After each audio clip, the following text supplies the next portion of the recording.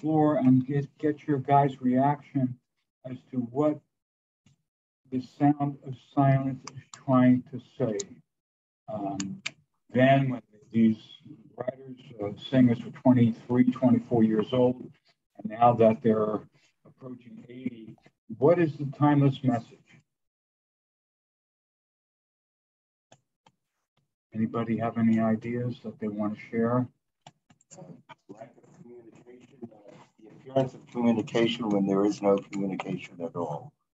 Okay, so that is one of the messages that we're not really listening to each other, right? We voice words and our words are silent. Why are they silent? Because they fall on deaf ears, right, Stuart? So that's a great start, okay? Let's go one step further. How do these poets, these writers, these versifiers, how do they view themselves? Just is the message simply one that we're not listening to each other? And we can extrapolate this to our country, to the world. Nations not listening to nation, and party not listening to party, sect not listening to sect. But how do they envision themselves, Simon and Garfunkel? What is their vision of themselves? Anybody? Becky? Yeah, okay. So, I mean, I think they see themselves kind of as prophets. You know, the words of the prophets are written on the subway walls. They're trying to break through this noise and consumerism that they see. I mean, I think that's what they're saying with the neon god they made. And they're trying to speak, you know, about, I don't know, about something more significant. Okay, all right. So I totally agree with you. I think they see themselves as modern day prophets. And in our tradition, prophets are those that when they, except Moses, who had a one-on-one relationship with the chief, but prophets got their ideas through sleep, through sleep messages. And that's what they're talking about here, is that they're the seeds are planted in their brains while they're sleeping, okay? And it still remains there. That's the problem, is that whatever was the insight that they have been given is frozen, so to speak, in their brain. And they're walking in narrow streets of cobblestone. You get the message of constriction. You know, they're unable to express themselves because there are no ears to listen. There are thousands of people out there, as we know, 10,000 people out there, and one of the verses says. But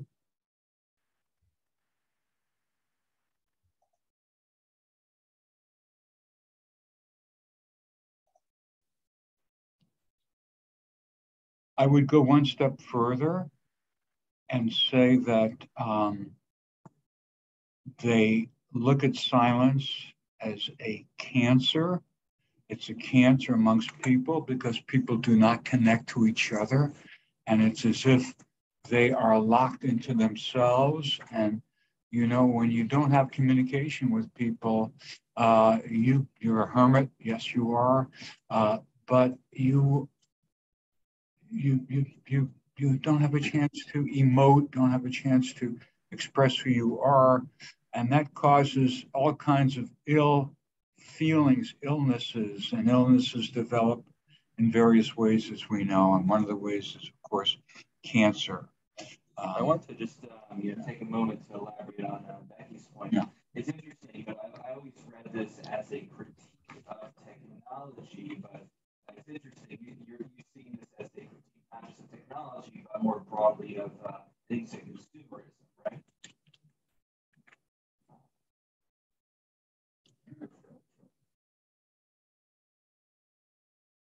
Yeah, are you back? Can you hear us? Becky, can you hear us? No.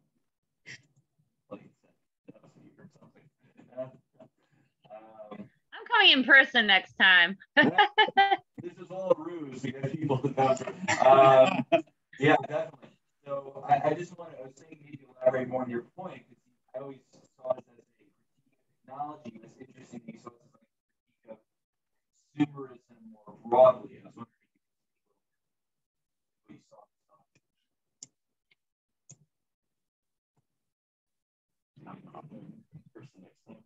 You know, really must meet up in person.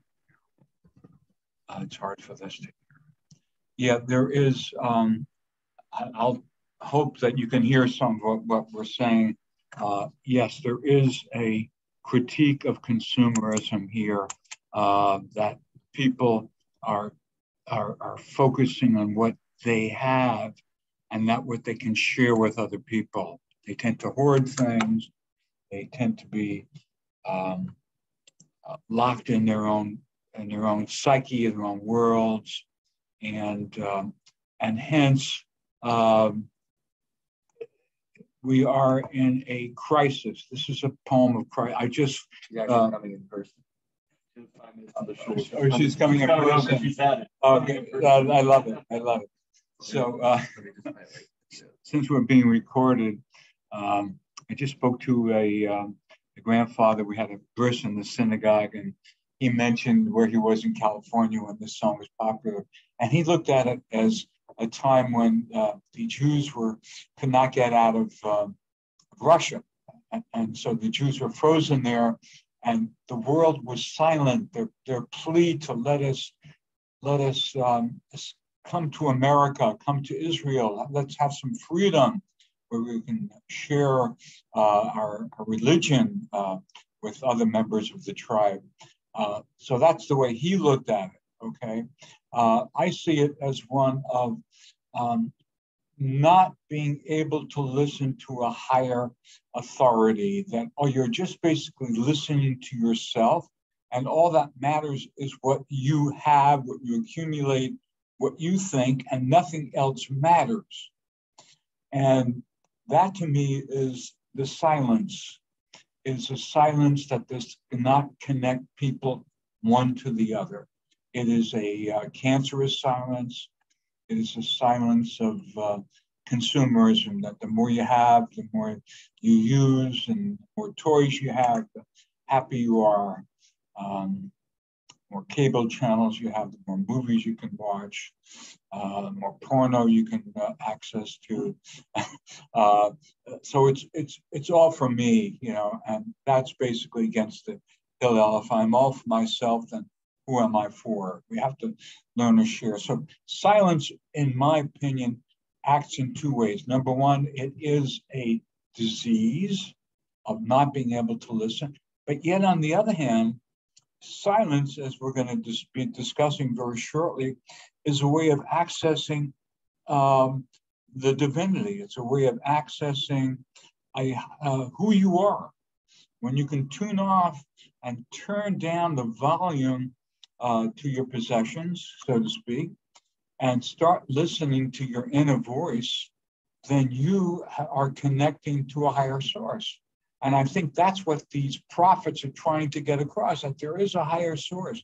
There is a spiritual source that can connect people, that can get us out of our shells of immunity, so to speak. We think we're immune, but we're not. But to get us out of our shells and to begin connecting to each other. And prayer is the essence of our religion to a great degree. It's not only prayer, there's much more to it, of course. But I think what Simon and Garfunkel is saying is that, you know, the silence opens the door. When you have silence and you tune off your consumerism, if you will, tune off material, then that you have an access to higher thoughts and higher energies. And that's what they're after. They're after, let's try to connect to the ancient truths that have been passed down to us, truths from East Asia, the great philosophers of East Asia, the great philosophers of Greece and Rome, the great books of Torah, great books of Gilgamesh, and other texts that have been sacred through the years. And this is what they're getting at. This is, in my opinion, what this poem the underlying poem is all about. And it's unfortunate that the words of the prophets, the only way you can get the words out is in tenement buildings and halls. It's almost like this, the famous artist Basquiat made a fortune doing all kinds of street art, subway entrance to subways, tenements, buildings, and he has become so popular because he's opened up people to the potential of art in public places. So what they're trying to say is that we need to have these public places open, access for people to come together. And public places are synagogues, yes, there are libraries where people congregate. There are town hall meetings where people share democratic ideas. Symposiums get people of various backgrounds together to share ideas. And I think this is what this poem is, this verse is trying to get us to see. And I think that's the timelessness of this poem.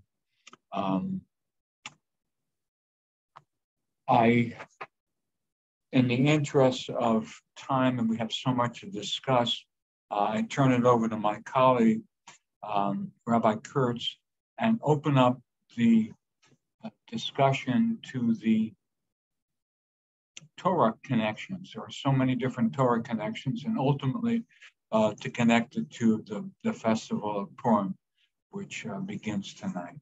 All right, sure. Thanks so much. Thank you. I thought I heard noise in the hallway, so I was wondering if Becky was coming. She's on her way. I know. She makes it visual. So someone has to direct this location. Kim knows where we are. Kim, yeah. Like Kim brought you here. That's So right. she'll hopefully direct you. Fortunately, I went to the window first to make sure. Welcome, Becky. Becky, welcome. All right. All right. Let me grab a lyric sheet. The lyric sheet. That's what we're doing currently. So one line that stuck out to me, you quoted this a number of times, Richard, was silence like a cancer rose. Reminds me of the rabbinic principle, which means that if I say something and you are silent, you don't say something, we assume by virtue of your silence that you are approving of whatever statement. So I make an accusation, I claim that you owe me a certain amount of money, and you were just silent. We have no other way to interpret it. So this has been interpreted very broadly by people on an immersion with the society. So they would say, well, if you don't protest it, you're just going to be silent. Silence, arguably, people have said, is equal to being. It could depend on the scenario. I mean, there's a lot of atrocities that are in the forefront of our minds right now.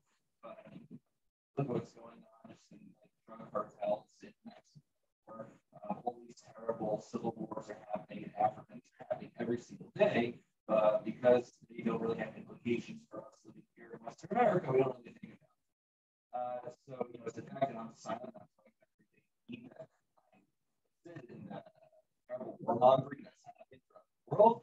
Hard to say that. But that was one thing. I think he's might have in general silence, people can't communicate with each other. They don't stand up right. I might interpose that there is a beautiful video anybody can access, posted by Rabbi Joachim Prinz, Princ, who was chief rabbi in Berlin, came to New Jersey. He had a show, Newark, first in Newark, and then Livingston, New Jersey.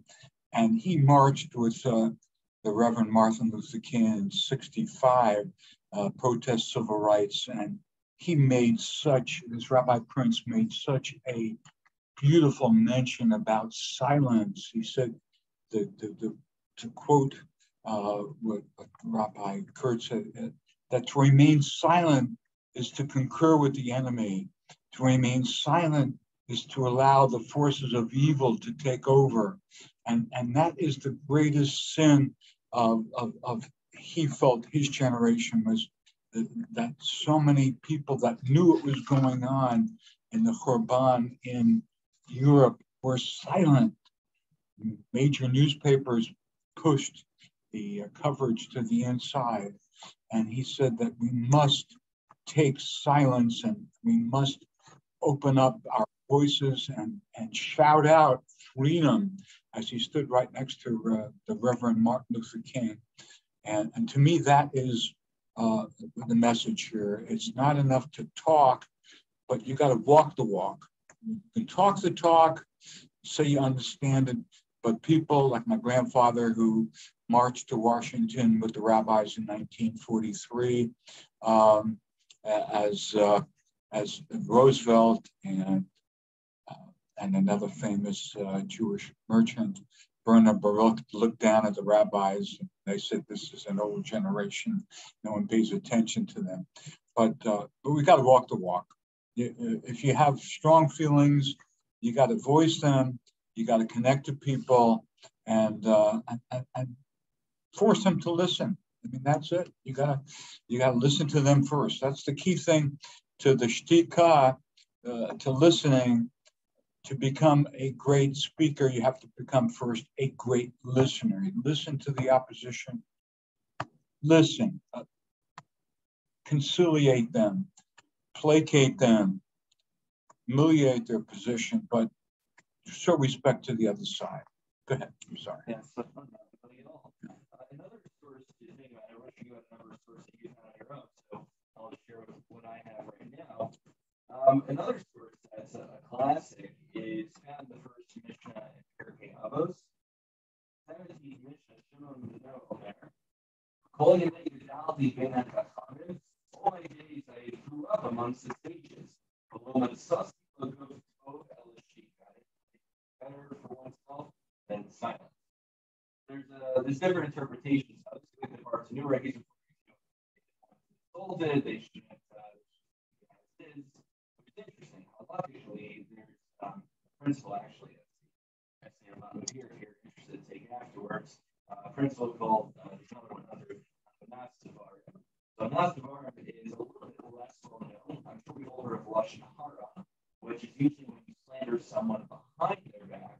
But Nastivarim is to say hurtful words generally directly to the person, which causes them distress.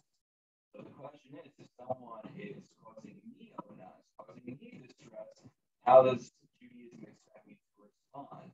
So the Savior, I think, writes that God does not expect us to be like so much like a rock who, like Sarah Garfunkel, I'm a rock, I'm an island. So there's your connection. The Savior says that we're not expected to be like a rock. But rather, if someone is there's something clearly malicious for you, if the only way to stand up for yourself is to dish out fire with fire, it'd be permissible to do so. Mishnah says like these kind of statements, sometimes like these kind of statements that you hear about, Christianity makes the term turn the cheek. So that kind of thinking, maybe someone is like a great tzaddik, who's on such a high level, but for the you're expected to stand up for your own dignity. Now the complication is what happens when someone says something that's they don't be hurtful. I interpret it as such. To what degree do they get responsibility to accommodate my sensitivity? To what degree should I be charitable and assume that they weren't trying to be hurtful? I want to elaborate here. I think you picked up there.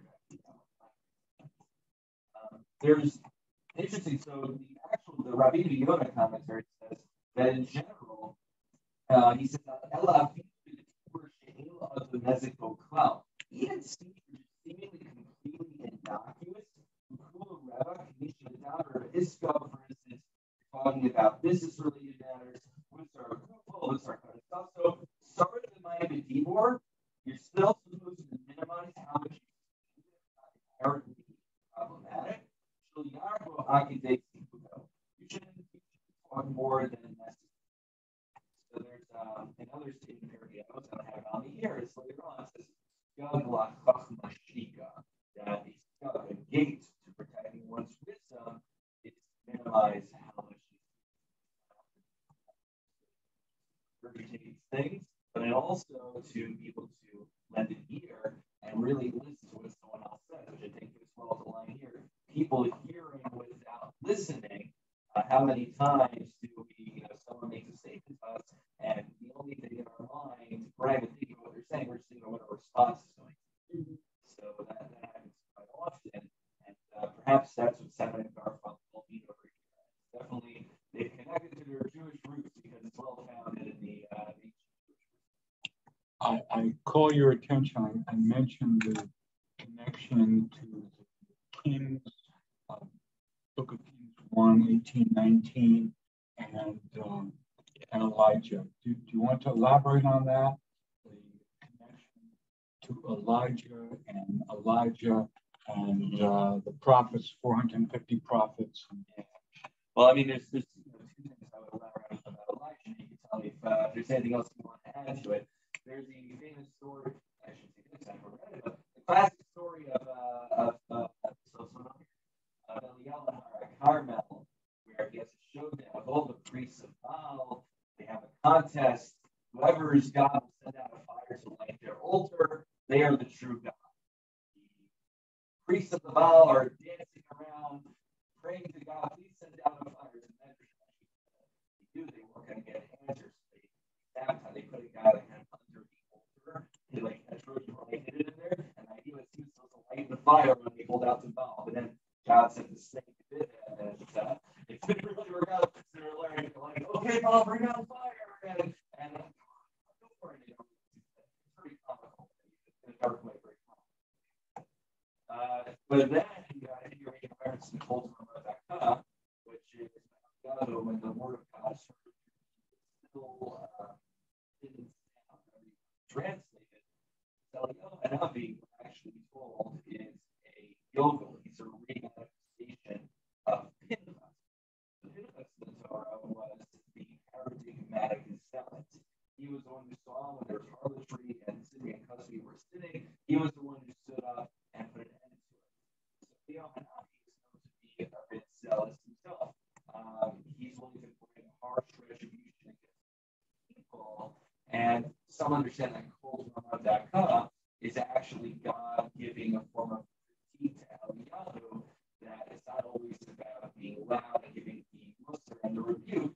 Sometimes it's in the calmer kind of conversation where one is listening to one another, trying to come to terms with each other, that can be successful.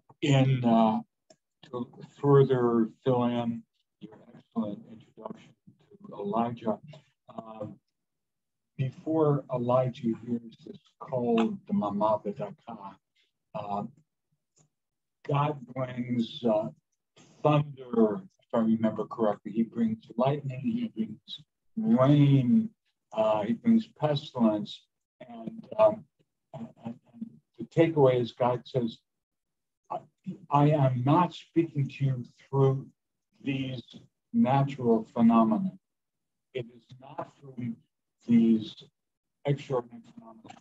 I am speaking to you when there is silence. That if you want to get true prophecy will come when you find that moment of silence and hear my voice, you hear what it is I expect of you. And that is really what the Elijah story is about. How do we trust true prophecy? I mean, who is a prophet? How can we trust a prophet? I'm a prophet. I stand on the corner, I'm on a soapbox and I'm preaching. I'm a prophet. And my words expected to be listened to? How do you know who is really the conduit of Hashem? And I think what the Elijah story is saying is that it takes someone who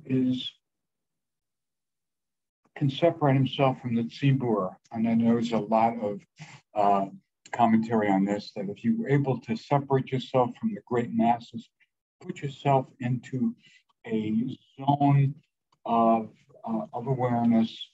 David was able to do it. Why does David become such a great personage? Because he was a lonely shepherd. Moses was a shepherd. These were people that were by themselves. They were in the wilderness. They had a chance to connect to the expanse of the universe, to see God's glory. And because of their aloneness, because of the fact that they were able to separate themselves from the masses, from the consumerism, and attune to a higher voice. That's what made David great.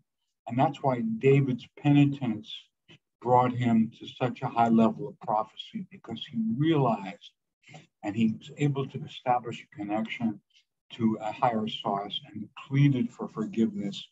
Like, he's the paradigm of forgiveness. If you've done something wrong to your fellow man, as he did to his general, sent him off to battle so that he could have the wife. He atoned very deeply for that. And I think that's a beautiful message of Elijah, that Elijah is, why is someone to be trusted? Because that person really has endured a lot of suffering, as David did, Moses did, all great prophets through the ages, Jeremiah, they all were ostracized.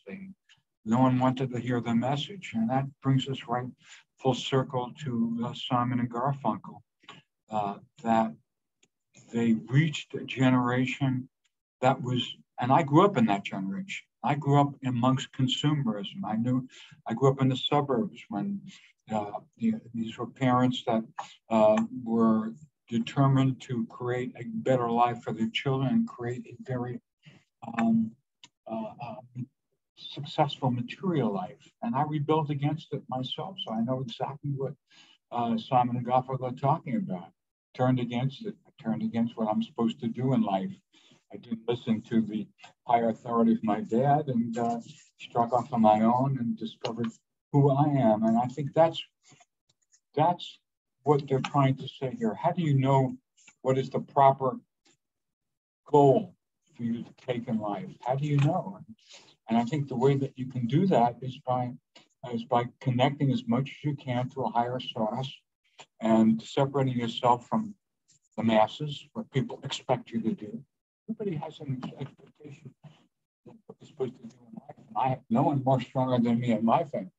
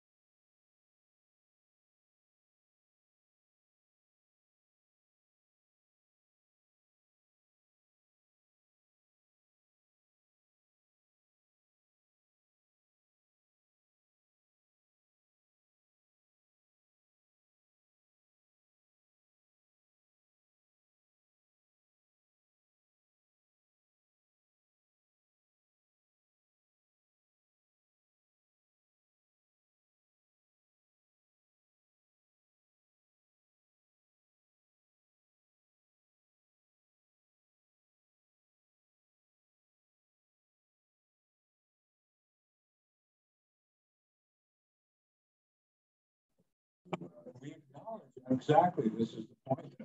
Even though God is not saying I'm behind this, but we have to acknowledge that this miracle of Purim is a miracle of Hashem, that God wanted to save his people, that we are a precious people, we are a minority, we are very, very few, and very few of us listen to each other. And I have to admire the person of Israel flying into Ukraine and trying to create a conversation, listening to a fellow Jew who's trying to save a nation. I have to admire that, because if what's going to redeem mankind in our generation is that we listen to each other. We've lost the art of listening. We are an intolerant people. I'm not saying individually, you know who you are. You know who you are. You're open. You connect to people. You want to be a part of the group and the round table. And we admire that. We hope more people will look at the message in the near future, that God is not dead, that God, you have to read between the lines. And that's the message of Elijah, that God is there.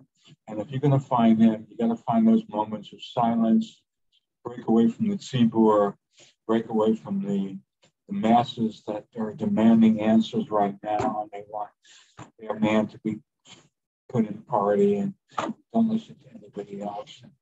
And that's making sense of Sinai. We have to make sense of the revelation. It's there for everybody to listen to, and we have to begin sharing, opening up to in our family, get our children to start listening to parents, and parents listening to children. And grandparents, bring them into the equation. That the grandparents come in. You have a beautiful grandfather in your family. I appreciate everybody coming.